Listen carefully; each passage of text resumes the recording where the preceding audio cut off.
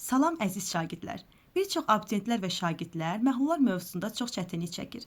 Mən bugün sizə kimya test toplusunda məhlullar mövzusuna aid bir çox suallara toxunacağam. Məqsədim bu mövzunu sizə daha asan şəkildə izah etmək və sizdəki çətinliyi aradan qaldırmaqdır. Əziz şagirdlər, bu mövzuda ilk öncə hansı maddələr suda həll olur, hansı maddə suda həll olmur kimi bir çox suallara toxunacağam. Keçək birinci sualımıza. Sualımız belədir. Hansı maddə suda həll olunur?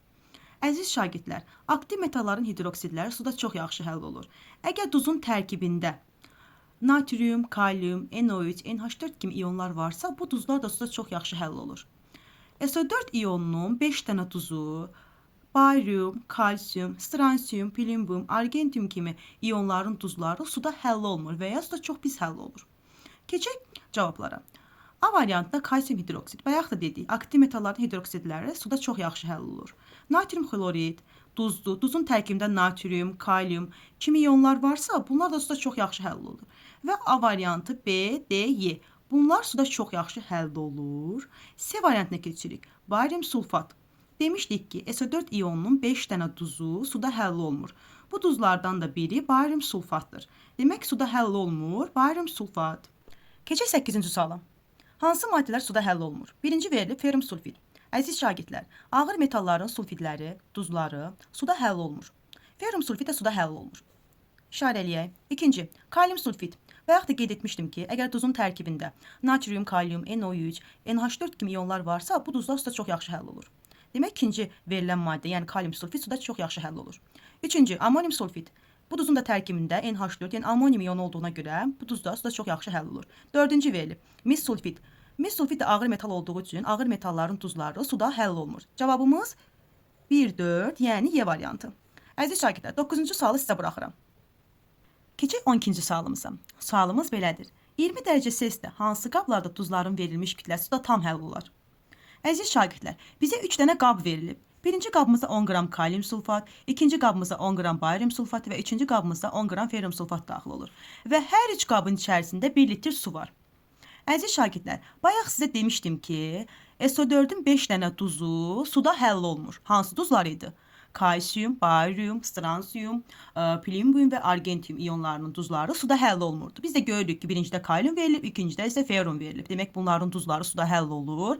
Barium verildiyinə görə bu barium sulfat iyonu çöküntü olduğu üçün suda həll olmur. Yəni, asan yolu budur. Biz asan tapırıq ki, əgər SO4 iyonu verirsə, o iyonun tərkibində kalsium, barium, stronsium, plinium və argentium iyonları varsa, onlar suda həll olmur. Digər duzlarımız suda çox yaxşı həll olur. Və bizdə cavablar 1, 3 suda həll olur. 2 isə suda həll olmur.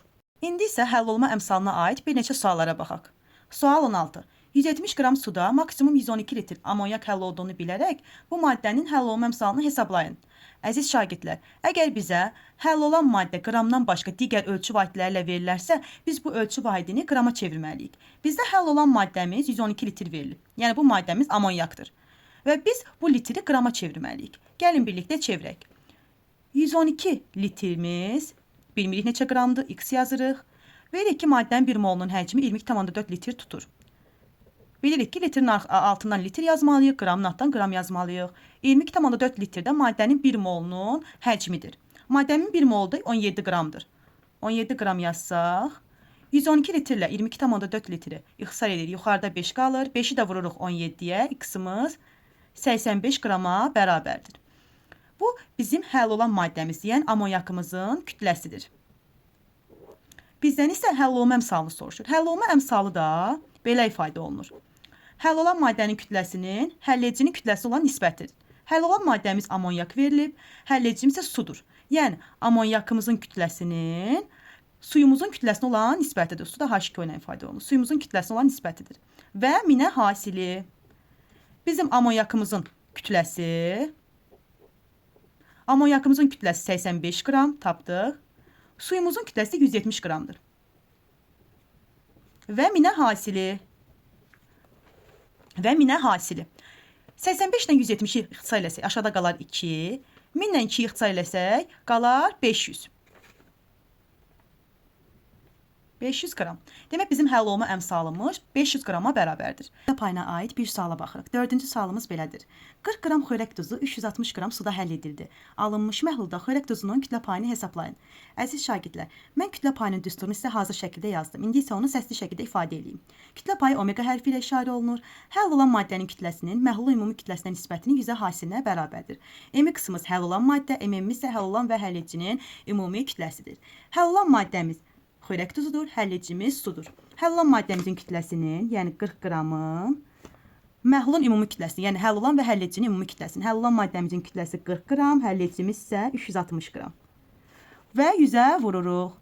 40 qramımızı bölürük, bunları toplayanda 400 eləyir. 10 da vururuq 100-ə. Yığ sayısı aşağıda 10 qalar, onunla da 100 yığsa eləsək 10% qalar.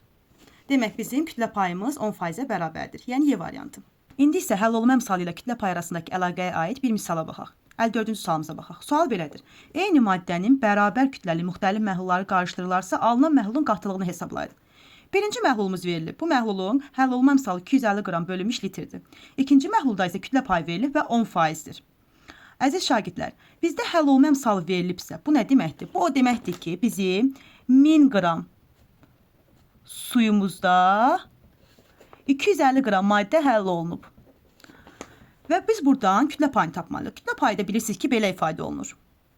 Aha, mən vaxt getməsin deyə düstur yazdım. Əziz şagirdlər, bizim kütlə payımız həll olan maddənin kütləsinin məhlulun ümumi kütləsi olan nisbətinin 100-ə hasildir. Həll olan maddəmizin kütləsini MX şəklində yazırıq. Məhlulun ümumi kütləsi, yəni həll olan və həllecin kütləsini isə MM şəklində, yəni məhlulun ümumi kütləsi şəklində yazırıq və 100-ə hasili bizə kütlə payını verir. Bizdə həll olan maddənin kütləsi nə qədərdir? 250 qram. Məhlulun ümumi kütləsi, həll olan və həlledici. Həll olan maddəmizin kütləsi 250 qram, həlledicimiz isə 1000 qramdır. 250 ilə 1000-in ümumi kütləsini tapırıq. 1250 qram verir bizə və onun 100-ə hasilidir. 250 ilə 1250 yığsa eləsək, 250, aşağıda qalar 5. 5 ilə 100 yığsa eləsək, 20% taparıq. Demək, bizdə birinci məhlulumuzun kütlə payı 20%-dir. Və bizdə qatılıq soruşur. Əgər burada və bu iki məhlulda kütlə eynidirsə, biz bunu tapmaq üçün birinci və ikinci məhlulumuzun kütlə paylarını toplayıb onların saylarına bölürük. Necə yəni? Bizdə birinci məhlulumuzun kütlə payını 20% tapdıq. Yəni bizdə birinci məhlulumuzun kütlə payını 20% tapdıq. 20 üzərinə gəlirik. İkinci məhlulumuzun kütlə payı 10%. 10 bölürük onların saylarına. 2-yə. Yəni 20 ilə onun 30 eləyir. 30 da bölürük 2-yə 15 tapırıq. Yəni bizdə qatılığımız 15-dir.